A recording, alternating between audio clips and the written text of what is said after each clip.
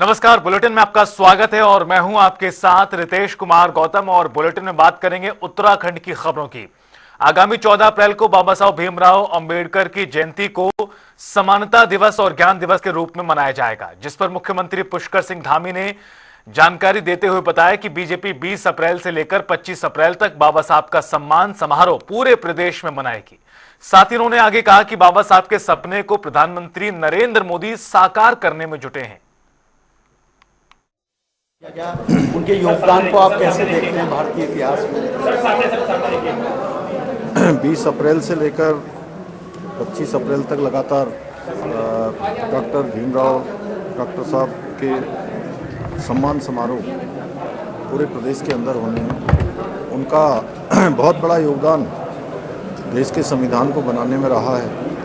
तमाम प्रकार के चुनौतियों का उन्होंने सामना किया और देश को सामाजिक समरसता और एकता का मंत्र देने का काम बाबा साहब ने किया और बाबा साहब के सपनों को साकार रूप देने का काम आज देश के प्रधानमंत्री आदरणीय मोदी जी कर रहे हैं और लगातार उन सभी सपनों को साकार कर रहे हैं जो बाबा साहब के सपनों में थी और लगातार देश उसी दिशा में आगे बढ़ रहा है, सामाजिक समरसता की ओर। उत्तराखंड में तो बाबा साहब ने जो संविधान बनाते समय संविधान के अनुच्छेद 44 में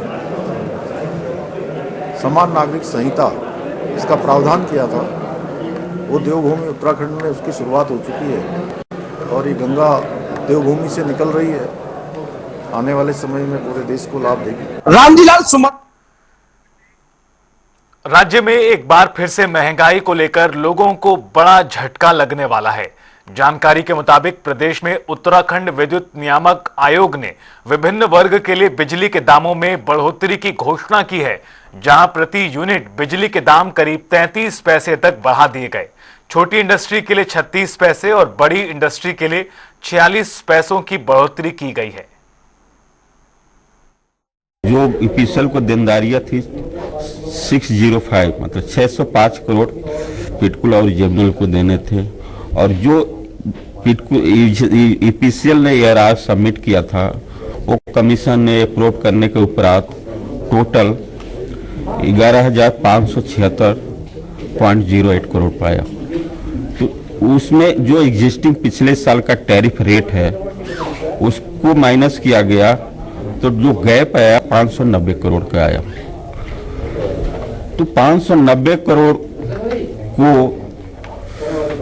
एडजस्ट करने के लिए स्लाइटली सब कैटेगरी में बढ़ोतरी की गई, जो कि ओवरऑल अगर देखा जाए तो 5.62% का हाइक हुआ।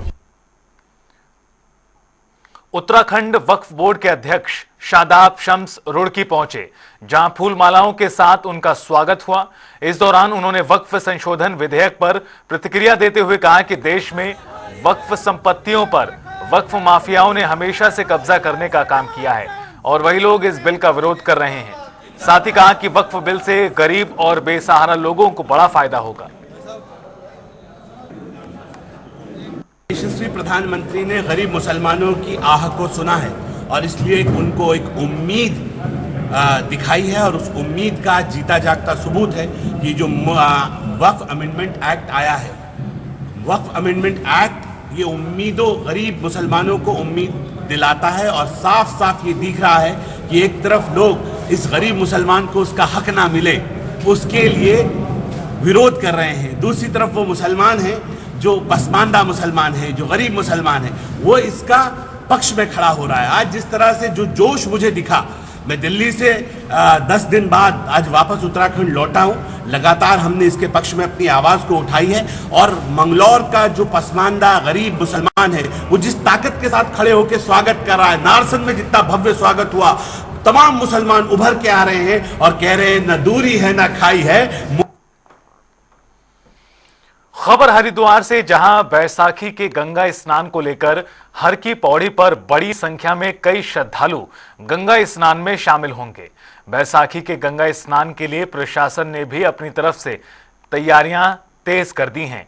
इसके अलावा ड्यूटी पर तैनात पुलिस कर्मियों को भी ब्रीफिंग की गई है, जिसमें डीएम और एसएसपी ने कर्मचारियों को जरूरी दिशा निर्देश दिए।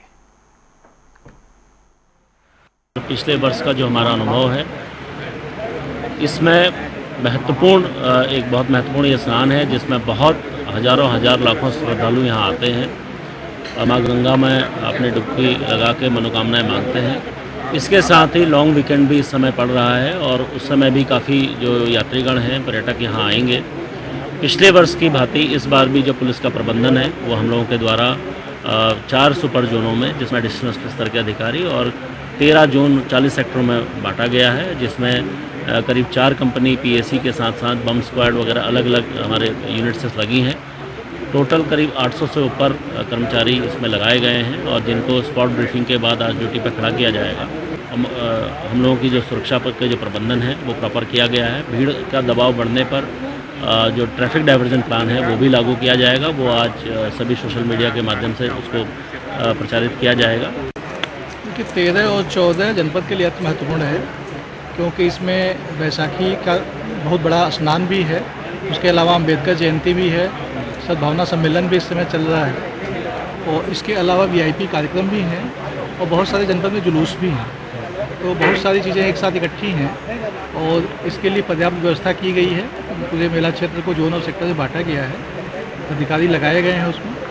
तो आज उन्हीं की ब्रीफिंग यहाँ पर रखी गई थी ताकि उनको उनकी ड्यूटी के प्रति सचेत किया जा सके।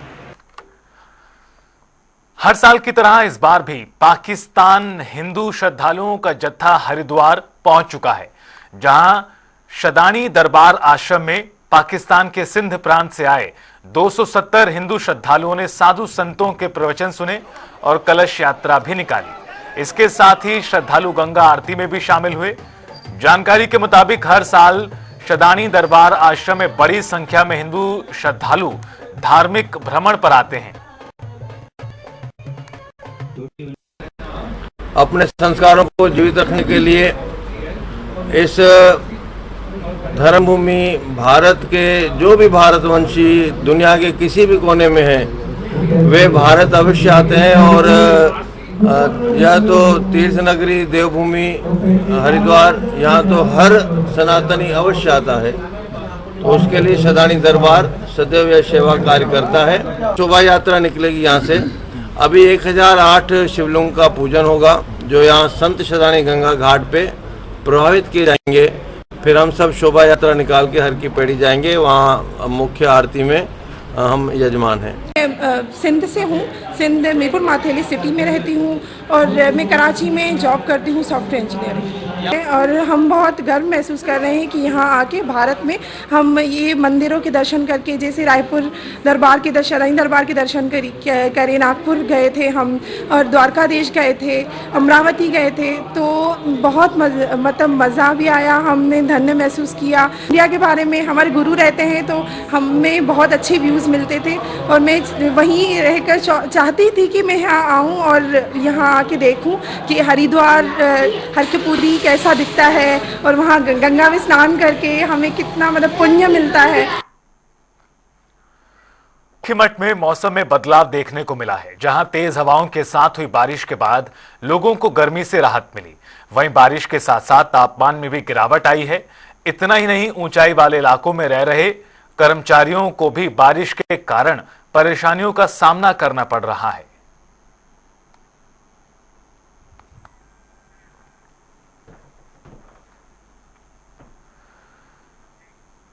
हरिद्वार में दिवंगत अभिनेता मनोज कुमार की अस्थियों को गंगा में विसर्जित किया गया। दिवंगत मनोज कुमार के बेटों और भाइयों ने हर की पैड़ी के ब्रह्म कुंड पर पूरे विधि विधान के साथ अस्थि विसर्जन कर उनके मोक्ष की कामना की। इस दौरान उनके अन्य परिजन, तीर्थ पुरोहित और स्थानीय लोग भी मौजूद रहे।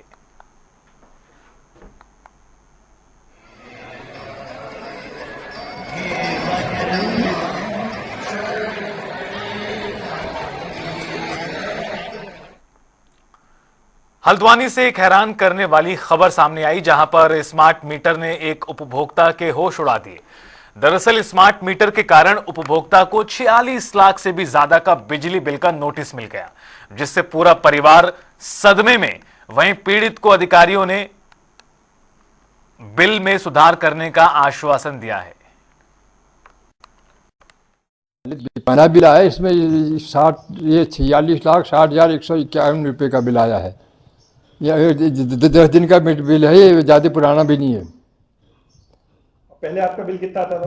पहले कभी 700, 800, 900 इस बिल आता था। कितना डर लग रहा है बिल आने के बाद? कितना परेशान हुआ? मकान छोड़ के भागने को दिल कर रहा है। ये मकान को आग लगा के, मीटर को आग लगा के यहाँ से चले जाने को दिल करता है हमारा। तब आपने शिकायत कर दी बिजली विभाग को? शिकायत करी, बिजली वाले को शिकायत कर दी थी, और आपको आप लोगों को भी बता दिया, मीडिया वालों को भी। अधिकारी आया कोई यहाँ पे? अभी तक तो कोई नहीं आया। आप फोन आया था कि आ रहा है। आप क्या चाहते हैं? आप क्या चाहते हैं? जो पहले जो चल रहा था, पहले मीटर चल रहा था, वही चलने दो उसको। ये फालतू में ये परेशानी वाली मीटर मत लगाओ। क्या नाम है आपका? सादे जोशी। दिक्कत ये हो रहा है, बिल हिसाब से आ रहा है, इससे दिक्कत हो रही है। इससे तो पुराने मीटर ठीक थे हमारे से, सबसे बड़ी बात है। जोशी जी का बिल बहुत आया क्या? वही तो हो रहा है। फिर अगली का तो खाना आराम हो गया, पेमेंट करते कहाँ है, मकान बेच के भी नहीं होता पूरा।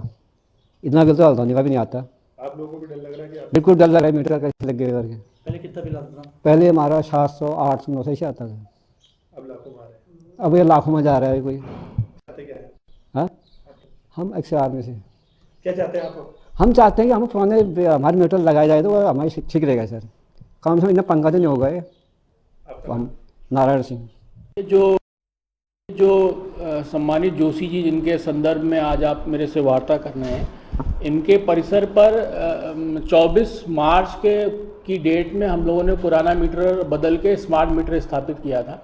जो पुराना मीटर इनके परिसर से उतारा गया था, उसका जो 7 सेगमेंट LED डिस्प्ले होता है, उसकी 1 डिजिट के 3 LED खराब थे, जिस कारण से उनके परिसर पर जो 339 फाइनल रीडिंग थी, वो 339 की ना होके उसकी फ़ोटो खींचने पर वो फ़ोटो के रूप में 7,339 कैप्चर हुआ। हमारे सिस्टम ने उसको 7,339 के रूप में आइडेंटिफाई किया।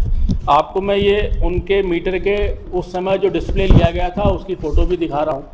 इसमें पहले डिजिट की LED ख़राब होने की वजह से 0 की जगह 7 फ़ोटो में कैप्चर हुआ है, जिस वजह से उनका बिल ये 46 लाख रुपए का जनरेट हुआ था। खबर हरिद्वार से, जहां जिला पंचायत कार्यालय को रोशनाबाद शिफ्ट करने की तैयारियां हैं, जिसके तहत जिला मुख्यालय के पास कार्यालय शिफ्ट करने से फाइलों के आवागमन में और आसानी होगी। और इस पर पंचायत के अध्यक्ष चौधरी राजेंद्र सिंह ने बताया कि मामलों को लेकर विशेषज्ञों से बात की जा रही है।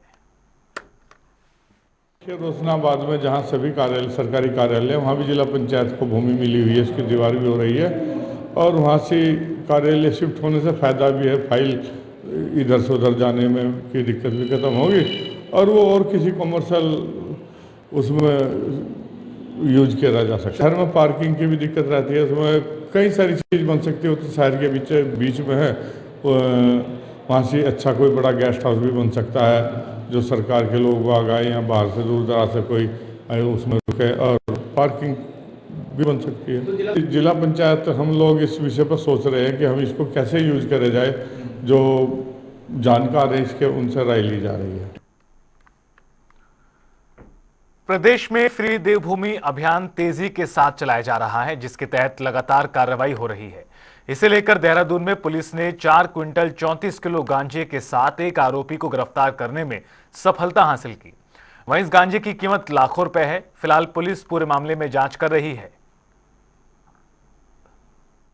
क्या कुछ मामला है, कितने लोग गिरफ्तारी हुई, कहां से ला रहे थे?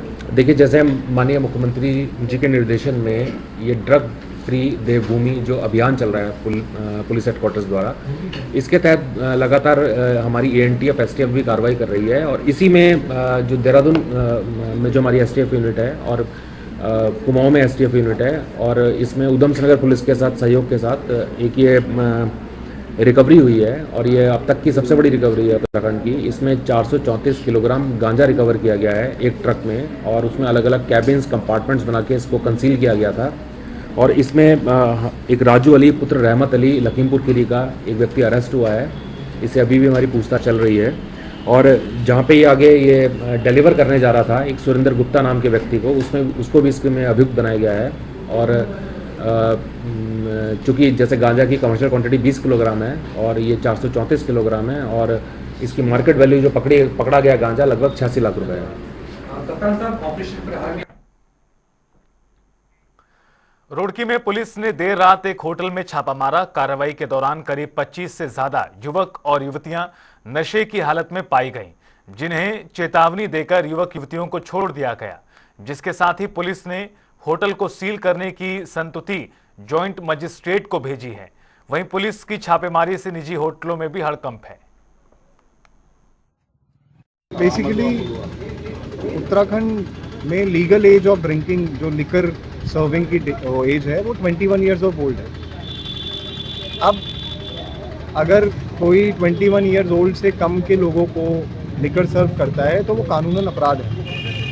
इसी सिलसिले में हमने एक आकस्मिक निरीक्षण किया डिवाइन होटल का। वहाँ हमने पाया कि कुछ कॉलेज के फर्स्ट ईयर के सेकेंड ईयर के छात्र जो 19 साल और 20 साल के हैं नशे की हालत में धुत थे एंड इसी सिलसिले में हमने उस पर कार्रवाई। आगे बढ़ते हैं, रुख करते हैं अगली खबर का। हल्द्वानी में सड़क चौड़ीकरण को लेकर प्रशासन को कड़ी मशक्कत करनी पड़ रही है। प्रशासन ने लामा चौड़ चौराहा, कटघरिया चौराहा का निरीक्षण किया। सड़क चौड़ीकरण अभियान के तहत चौराहों का जायजा लिया और अतिक्रमण हटाओ अभियान भी चलाया। आप लोग तो पहले से ही विदित हैं कि लंबे समय से प्रक्रिया चल रही है, तो एक बार देखा जा रहा है कि जो तय हुआ था उसके मुताबिक किन लोगों ने कर लिया है, किन लोगों ने नहीं किया है। ज़्यादातर देख रहे हैं आप लोगों ने कर लिया है, चौड़े होकर चौराहे निकल के आए हैं, एक्सीडेंट की संभावनाएं कम हुई हैं। कुछ लोग ऐसे हैं जिनको संदेह है कि नहीं मेरी नाप सही नहीं हुई है या अभी मुझे आगे बढ़ना है कि नहीं। कुछ लोगों के मन में है कि इसका तो ऑलरेडी चौड़ीकरण हो रहा है, दोहरीकरण होना है। उन सब की बातों को हमारे एसडीएम साहब, एक्सीएन साहब, यूपीसीएल और हमारी नगर आयुक्त सबके साथ मिल करके हम लोग जिस विभाग की जो समस्या है उसका समाधान कर दे रहे हैं। सभी को जो भी हमारे इस चौड़ीकरण के दायरे में आ रहे हैं उनको ये अवगत कराना है कि इस प्रक्रिया को जल्दी से जल्दी हम बाइंड अप करना चाह रहे हैं हम लोग, जिससे कि उनके मन में भी समस्या खत्म हो, अपना व्यापार अच्छी गति से करें और हम लोग भी इससे मुक्त हों और खुल करके चौड़े चौराहे लोगों के जान माल की रक्षा के लिए निकल के आएँ। अब इसको फिर से हम लोग फुल स्पीड से इनिशिएट करेंगे और कोशिश करेंगे कि मानसून से पहले सभी जगह फिनिशिंग की स्टेज तक हमारे काम आ जाएं और जितना जल्दी इसमें, क्योंकि कुछ जगह पर लोगों के माध्यम से लोग अपना खुद से भी अतिक्रमण हटा रहे हैं, तो उनसे भी ये अपील है कि वो उसमें जितना जल्दी हो सके उसको कर लें ताकि फिनिशिंग हम मानसून से पहले कर दें और मानसून में जो लोगों को टूट फूट की वजह से इनकन्वीनियंस होती है वो मुख्य सड़कों पर ना हो। तो इसको हम लोगों का प्रयास ये है कि अगले 2.5 महीने में इसको 99% के आसपास इस काम को हम लोग ले आएंगे। रामनगर में शराब की दुकान खोले जाने पर ग्रामीणों में भारी रोष देखने को मिल रहा है। इसे लेकर गुस्साए ग्रामीणों ने शराब की दुकान के बाहर धरना प्रदर्शन भी किया और नारे भी लगाए। स्थानीय लोगों ने सरकार पर निशाना साधते हुए कहा कि सरकार विकास की दिशा में कोई काम नहीं कर रही, कोई महत्वपूर्ण कदम नहीं उठा रही। इसके अलावा लोगों ने शराब की दुकान को बंद करने की भी मांग की। यहाँ पर जो ये शराब, देसी शराब की दुकान अवैध रूप से संचालित की जा रही है, जो कि हमारे संज्ञान में आया है कि ये यहाँ के लिए मालधन के लिए आवंटित ही नहीं थी, जिसे अवैध रूप से यहाँ पर चलाया जा रहा है। जबकि हाथीरंगा रोड मालधन, हाथीरंगा रोड यहाँ से काफ़ी दूर है। ये ग्राम पंचायत गोपाल नगर नंबर 6 है। यहाँ पर ये, इसका मतलब कि अवैध रूप से यहाँ पर संचालित की जा रही है। दूसरा हमारा ये कहना है कि जो नशे की ओर सरकार हमें ले जा रही है, हमारी युवाओं को बर्बाद करने की सोच रही है। शिक्षा, यहाँ पर शिक्षा अच्छी हो, स्वास्थ्य सुविधाएं अच्छी हो, अस्पताल है हमारे वहाँ पर मालधन चौड़ में, लेकिन उसमें अल्ट्रासाउंड की कोई व्यवस्था नहीं है। महिलाओं को हमारी काशीपुर जाना पड़ता है, उस पर उसकी ओर ध्यान हो, ना कि नशे की ओर। इसीलिए आज माताएं बहनें सब लोग यहाँ पर शराब के ठेके के विरोध में यहाँ पर आई हुई है। जैसा कि मालधन चौड़ में सब लोग जो ऐसी बावली क्षेत्र है, यहाँ पे जो हाथीनगर में स्वीकृत दुकान है देसी शराब की, अंग्रेजी शराब की, उसे जो है साजिशन तौर पर कुछ लोगों ने साजिशन तौर पर अपना फायदे के लिए मालधन चौड़ में इसका दुकान खुलवाई है। उसका हम सभी लोग जनप्रतिनिधि इसका विरोध कर रहे हैं। मातृ शक्ति इसमें विरोध में है, सब लोग युवा साथी इसमें विरोध में है। कि इस दुकान का विरोध होना चाहिए, जहां इसकी दुकान का स्वीकृति है उस वहां पे दुकान खोली जाए।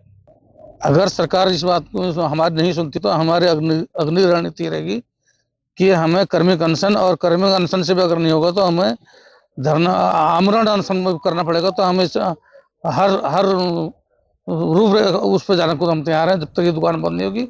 चाहे हमें कर्मिक अनशन करना पड़े, चाहे हमें आमरण अनशन करना पड़े, अन्न जल त्यागना पड़ेगा, हम इस दुकान के बाहर बैठ के धरना प्रदर्शन देंगे और इसको दुकान को हर संभव बंद करा के रहेंगे। और इसी के साथ फिलहाल इस बुलेटिन में इतना ही। आप देखते रहिए जनता टीवी।